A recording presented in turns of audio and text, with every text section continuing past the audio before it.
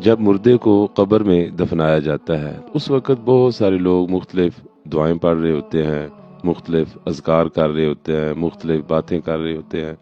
اور جو صحیح سنت ہے، آپ صلی اللہ علیہ وسلم کا جو طریقہ ہے جس پر آپ صلی اللہ علیہ وسلم نے امت کی رہنمائی کی ہے، وہ اکثر بھائیوں کو آتا ہی نہیں،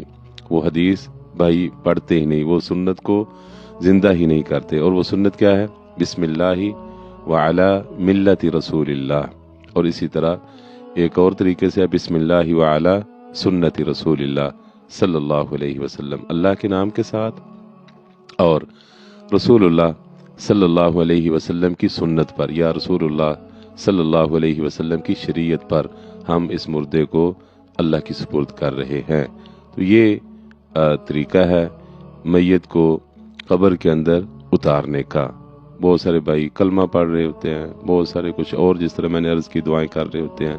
تو سنت کو لازم پکڑے۔ اللہ کے رسول صلی اللہ علیہ وسلم نے جو امت کو سکھایا ہے، صحابہ جس طرح کرتے تھے، سلف صالحین جس طرح کرتے تھے، اسی طریقے کو اپنایا جائے۔